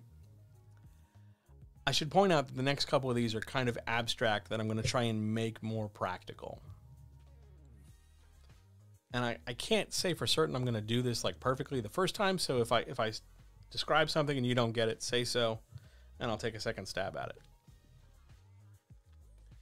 The reader, whether they're traditional publishing, self-publishing, consumer, Joe Blow down the street, beta reader, whomever, your reader is trying to put themselves in every scene somewhere. Whether they are half in and half out of the physical space and the mind of your narrating character, whether they are floating, at the ceiling of every room looking down, whether they are standing next, left, right, or center of other characters, whether they are like super zoomed in, whether they are super zoomed out, your reader is always trying to position themselves in every scene. When I talk about every sentence is a camera and you've got to put a movie in somebody's head, another way to think about that is the reader's eyes as they float around every scene is a camera. And your job as a writer, as the director of this mental movie, is to grab the reader's face, kind of like your aunt does at holidays where they just pinch your cheeks. Grab them by the side of their face and direct their vision, steer their face, move their eyes to see what it is you want them to see at the degree and angle and depth and focus you want them to see it on a sentence-by-sentence basis. So if we have a sentence where we're looking over here at the desk, and then all of a sudden we're over there, we're zoomed way out and we're talking about something 2 countries away, the reader's going to feel a little lost. Every sentence is a camera, and it's either going to introduce new information, stuff we didn't know about before, or it's going to detail and add to existing information. We're saying more about a thing we already knew. That doesn't mean we have like 11 sentences about, let me think what's on my desk. We don't have 11 sentences about my mug of pens. We might have 2 sentences about my mug of pens, and then 9 sentences about the other stuff on my desk. That doesn't mean hyperfixating on one thing and describing it to the subatomic level and then moving on to the next thing and describing it to the subatomic level It's being very conscious and being very deliberate with, hey, reader, the movie I'm trying to put in your head, picture this, picture that, put those two things together, then come here, then move this way, then zoom your face in, then move your face out, then come over here, then come over there. You're steering the reader's eyes. You're steering the camera. When you fail to do that, or you do it in halting, stuttering steps, because let's say, like a lot of writers, you hand stuff to beta readers, and they're not that great a beta reader, but you hand stuff to your beta reader, and you like beat to death and overwrite and over-massage one scene, but then you leave other scenes for later. Yes, I made air quotes. For later, I'll get to that, but then later never shows up, so some scenes are just kind of there, and there isn't that same sense of strong direction. There isn't that same sense of visual, cinematic kind of clarity for things. That disconnect, what's called an imaginative gap, that imaginative gap, big red flag. Because it seems like all of a sudden, oh man, what are we talking about? What happened to the story? We were going along, and all of a sudden, like, we hit the Grand Canyon and the road stopped. You can fix this. Side note for another, I will tell you exactly how to be a good beta reader because it's on my list here. Just two seconds. The fix for smoothing out the cinematographic and the cinematic visualization and the movie potential of your story is to think about your reader as a camera. Where are they positioned in this scene? What are they seeing in the sentence? What do they need to focus? To what degree? From what angle? For what purpose? Why am I talking about the trees? Why am I telling them that it's snowing? Why am I telling them how this character is feeling? What do I want them to picture in their head, sentence by sentence, paragraph by paragraph, over and over and over and over? Do I need to zoom the camera out so they see the big picture? Do I need to zoom way in so that they follow one specific thing? Don't worry about jump cuts. Don't worry about all those editing tricks that television and movies use. Just think about the long takes. Think about just moving the camera. It's going to make a huge difference. Now, other red flag related to beta reading, but I'm going to steer it more towards beta reading to answer the question in chat. How do you become a good beta reader? Because the problem in publishing is it becomes very apparent that some scenes, we just talked about this, some scenes were worked and overworked to hyper polish, right? Like you see this with traditional publishing where it's like your first 10 pages have to engage the reader. So everybody like writes their 10 pages until it's like spotless. But then around page 11 or 15 or 25, there's a slight but noticeable dip in quality, and then it just kind of, it's never as polished as it was in the beginning. Or because of beta readers, some scenes are just like super intricate and super detailed, but then other stuff where the writer kind of thought like, it's fine, I'm not going to bring it up. Those scenes pale in comparison. That narrative inconsistency, that developmental inconsistency stems from a lack of homogeneous approach to writing. And I don't mean like you got to write everything in order. You can hopscotch around your manuscript all you want. Nobody's going to know. But whether you do or not, whether you hopscotch or whether you move linearly, that quality has to be there.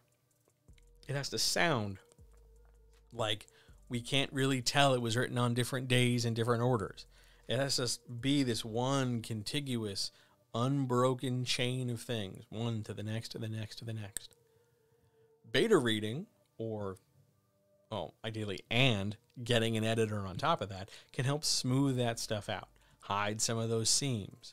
Make sure the voice and the writing sounds consistent.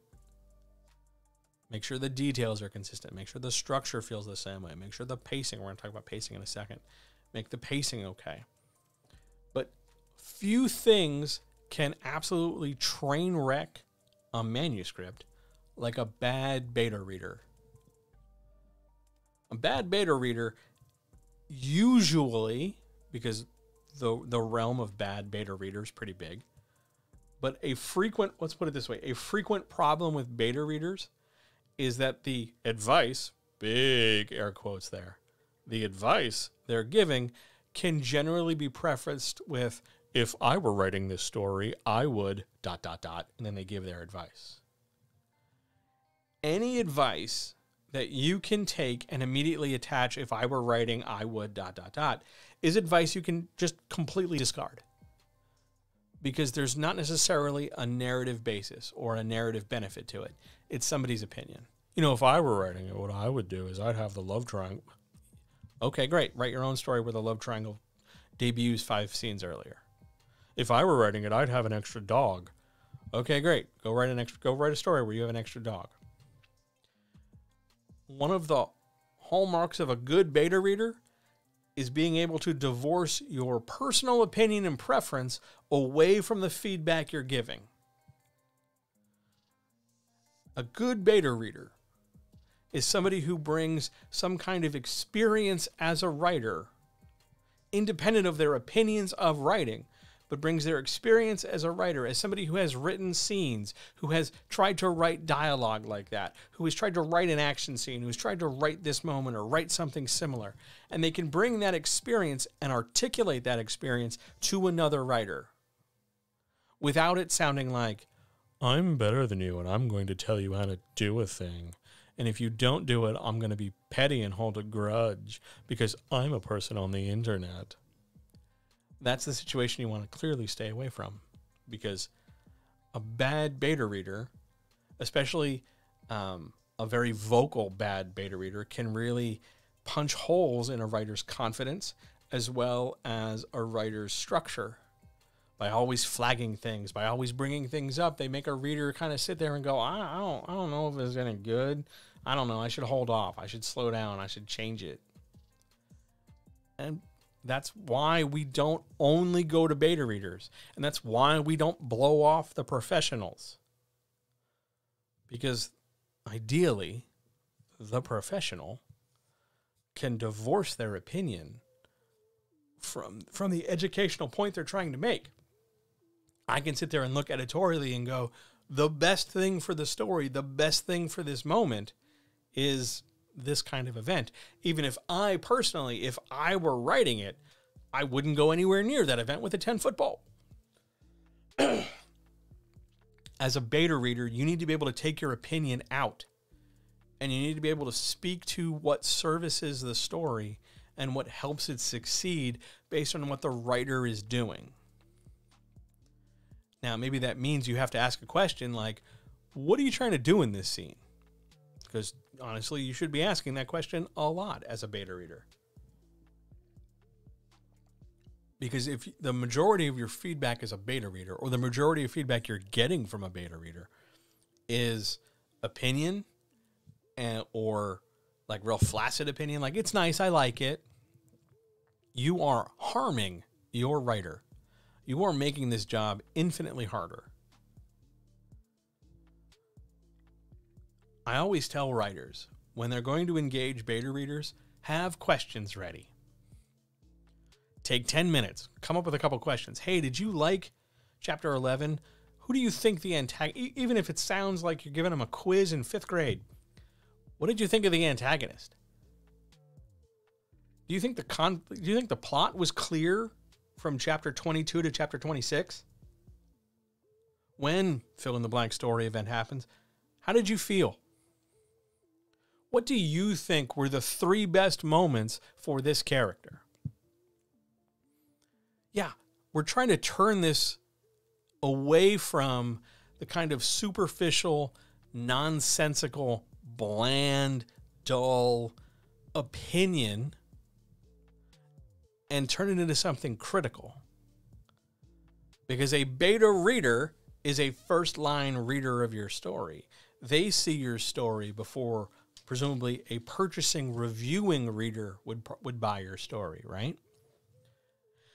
And while your reviewing, purchasing future buyer isn't going to sit there and go and answer like a 12 question quiz or a Google form or something, it is very likely that in their review on whatever website named after whatever giant river on the planet they're looking at, they're going to say something like, I really enjoyed the character. I really liked the twist. So if you're developing a story with these elements in it, you need to make sure that they're clear to the reader. So that means you're going to have to ask questions. As a beta reader, you should be prepared to answer those questions, or in the absence of those questions, you need to be able to provide that feedback to the writer. Likewise, as a beta reader, you should have an invoice.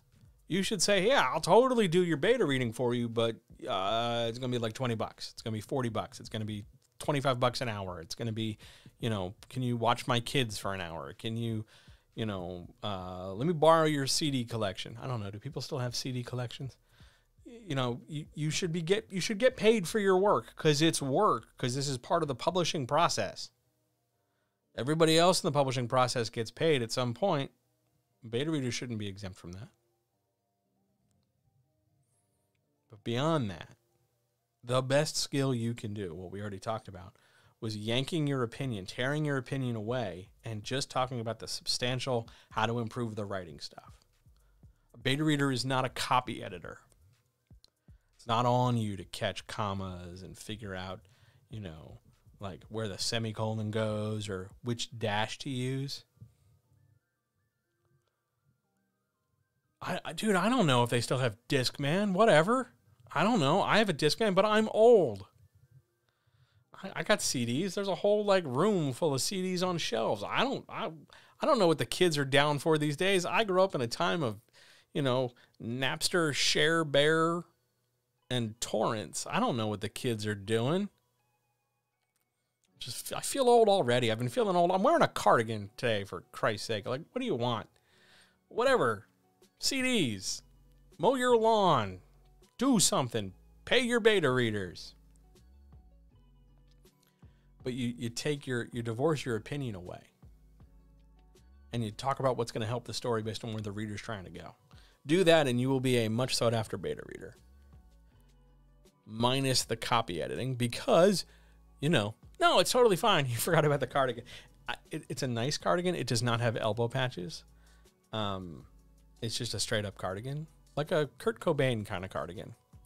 Big and comfy and soft. And the cats like it. But, where was I? Lost my train of thought. I was thinking, you're totally fine. I ain't mad at you. The best thing a beta reader can do is encourage a writer to write with a combination of support as well as information that assists them in making the writing easier. That's not editing. It's support. Beta reading is the support role. We got time for one more? Let me look at my clock. Yeah, I got time for one more. We'll do one more. Let me jump on my list here. Yeah, let's cover pacing. It really was a perfect day for a cardigan. Now, apparently tomorrow it's supposed to be warm again. I'm looking at the weather right now. Yeah, tomorrow it's supposed to be t-shirt and shorts weather again, because of course it is, because global warming, you guys. But, it is what it is. All right, we'll do one more and we'll get out of here. Pacing. One of the other great, dynamic problems in a story. Everybody talks about how you have to have good pacing or consistent pacing. Has anybody ever tried to explain pacing to you before? I've got a definition for you. I think it's a pretty good one. I've used it for a while. Here we go. Pacing, pacing is the orderly procession of events in a story at a rate consistent with the challenge or stakes of the moment. So when things are chill and the story's just developing, the pacing is slower than later on when we're building up to the climax. There's still movement, the story's still progressing, but it's a different rate than later on when things escalate. We match the pacing to the events and the turn of events in story, rather than saying all our pacing is like cruise control locked at a certain rate. We set our pacing relative to what's going on so that we can increase it or even decrease it to keep the reader engaged, to keep the reader paying attention, so that when we increase it, the reader gets their, holds their breath up in their chest. Oh my God, what's going to happen? Oh no, what are we going to do? And then when things calm down because everything's cool, all right, we've got a lull moment. The character is contemplative or just hanging out or whatever, or they're on their B plot business, and it's not so urgent. We can exhale and slow things down a little bit, so that when we pick back up in the story, oh my God, we're back. We're constantly moving. These periods of speed and then slowing and then slowing and then speeding, this yo-yo push-pull effect is critical for getting a story to feel like it's moving, for getting a story to feel like it's engaging, to get a reader to feel like they're taken along for a ride, for getting across the ideas and strength of your voice. Pacing is hugely important. When your pacing is jittery, when your pacing feels like it's always stalling out, it's stopping and starting and stopping and starting, we're getting a little bit more stopping, or it comes to a dead halt way too frequently and then has to fight for its own inertia or momentum. When your pacing is way off, no matter what is happening in the story, it feels underwhelming or it feels empty. It could be the biggest, most important thing in the story, but without a consistent pacing leading up to it and coming out of it, we don't, as a reader, know how to contextualize it. We don't know if it's a big deal. We don't know how to feel. We know what to picture, but we don't really get a sense of oh, this is a big deal. This could be the climax of the story. I better pay attention. How you straighten that pacing out, how you fix the pacing, is going through the story on a scene-by-scene, paragraph-by-paragraph level and making sure that things proceed in a reasonable order to a reasonable degree relative to the tension of the moment. We're early in the story. We've barely got the plot established. You're moving at a slower rate. That doesn't mean you've got longer-ass paragraphs of a billion more things. It just means that your big critical stuff is spaced out better. That the tension of people arguing with one another is not as high in the first 30 pages as it is a page from the climax. And you're able to control how the reader gets information deployed to them. You are controlling the flow of information. You're spreading it out where you need to. You're bottlenecking it in some places. You're making things feel more urgent, making things feel more dangerous, making things feel more climactic. All those bells and whistles, all those extra sliders on our board help affect how the reader interfaces with the story.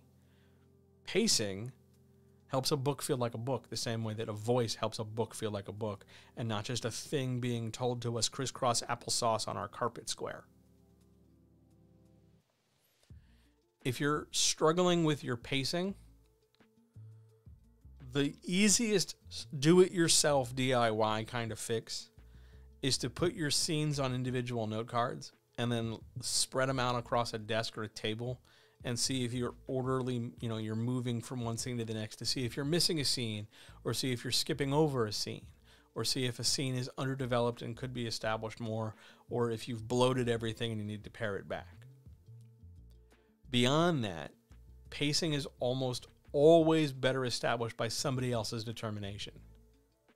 Yeah, a beta reader can get a sense that the pacing is off, but editorially, it's a little too personal.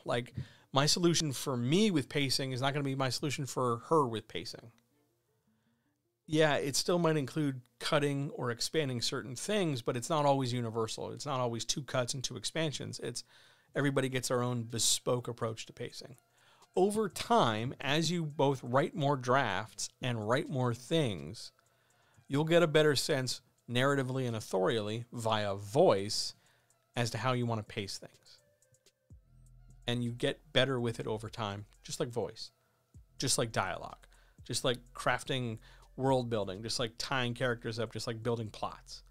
The more you do, the better you get at this over time, assuming, and this is a big thing, assuming that you've got a support structure around you to facilitate your improvement, that you're not sitting in an echo chamber, that you're not, paddling in a circle with people who aren't really pushing you to get better. They're not challenging you. They're not even really rewarding you. They're just sort of occupying a purgatory.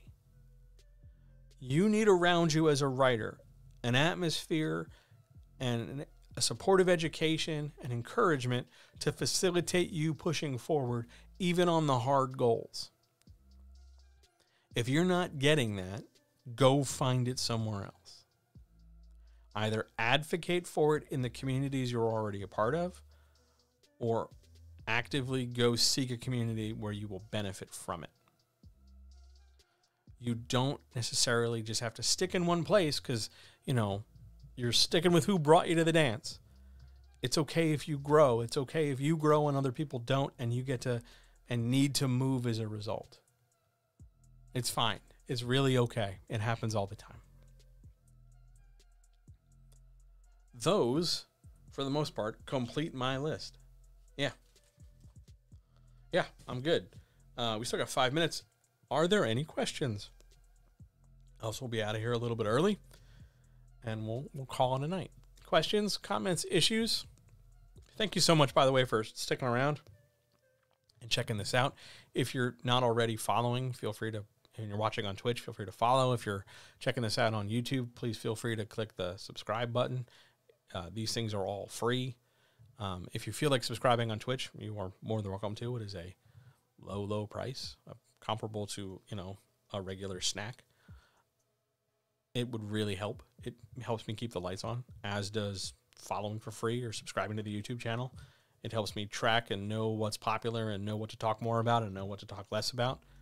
You'd be doing me a big favor, and I greatly appreciate it. Yes, what you want to do is join the Discord. That is a good point. I am going to bring up the Discord for a minute because I just talked about community before, right?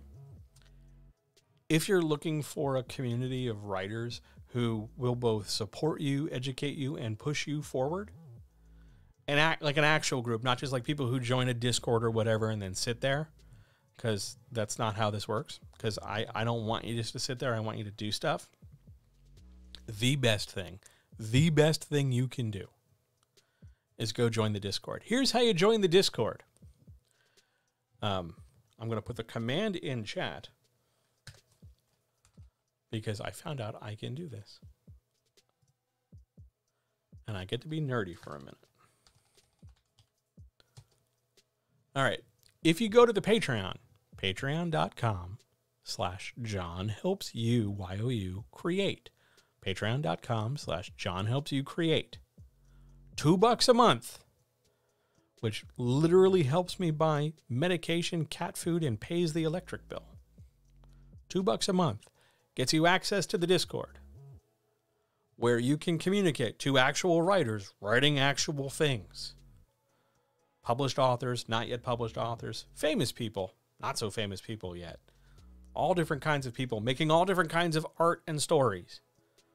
You can ask all the questions you want for $2 a month. You can get discounts on coaching. You can get discounts on editing. $2 a month. Or if you want to spend, $5, $5. But $2 a month gets you in the door. $2 a month gets you to the Discord. Gets you access to every chat, every recording, everything I've ever done. Years of this stuff. Not just the stuff immediately on stream, but the stuff I would record just in audio from like 5 years ago. Still got it. It's to your advantage. It's super helpful. I really hope you consider it. Other questions, comments, issues, concerns? Else, we will get on out of here. Thank you for being here. Thanks for shouting out the Discord. It's real nice. I try to keep the place nice, neat, and clean. It literally is me managing it. So, yeah. It's not one of those things where it's like, there's 1 million people here and there's 22 mods and my name's on it, but I'm not there. Oh, I'm there every day. It's essentially my house. Please wipe your feet when you come in. That's all I ask. Comments, issues, questions, etc. Twitch, YouTube. Out of reflex, I almost said Zoom, but there's no Zoom tonight. Everybody is a supportive group because supportive groups are awesome, And I love supportive groups. All right. I think that's it. Yeah, I think that's it. All right. 2 hours. Sweet. Absolutely. I love doing these streams. You guys know I love doing this stuff. I love talking to you guys. When I have to miss a thing, or I'm late for a thing, or I'm frustrated about a thing, coming and talking here is fantastic. Like today, I edited 140 pages. I've had a crazy long day. And I still had, time and energy and interest to come here and talk. So these things fire me up. This makes me happy. Thank you for being here. I love every single one of you. You mean the world to me. I want to see your books on my shelf. I want to watch you get better at this. I want to help you get better at this. So thank you for being here. The next time I'm here, literally in front of this microphone, in this chair. Well, technically it's tomorrow because I'm recording something for somebody.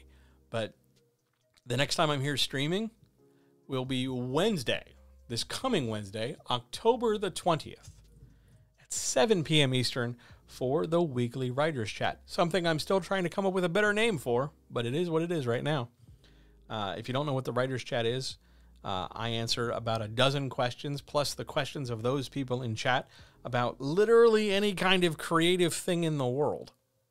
You want to go talk about how to market a book, you want to talk about how to make a film, you want to go talk about a comic book, you want to talk about root beer, you want to talk about sex work, you want to talk about whatever, hey, I will field a question if you can ask it. More than happy to help.